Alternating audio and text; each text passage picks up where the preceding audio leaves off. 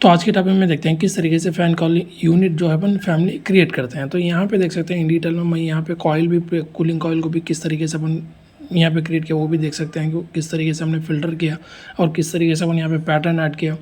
और उसी तरह यहाँ पे देख सकते हैं किस तरीके से अपन यहाँ पे ड्रेन पैन भी अपन क्रिएट किया हमने। और उसी तरह यहाँ पे अपन किस तरीके से अपन जो है इनलेट एंड आउटलेट अपना जो चिल वाटर का जो है वो भी कनेक्ट किया। और बैक साइड भी देख सकते हैं किस यहाँ पे देख सकते हैं अंदर की तरफ यहाँ पे ब्लोअर नज़र आते होंगे, वो किस तरीके से हमने ब्लोअर्स को भी क्रिएट किया वो भी देखेंगे। और यहाँ पे हुक्स लगाने के जो होल्स है उसको भी हमने किस तरीके से पैरामीट्रिक कंट्रोल किया है वो भी देख सकते हैं।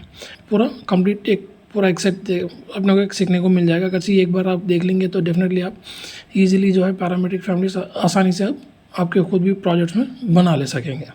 तो चलिए अपन टॉपिक को आगे लेके बढ़ते हैं।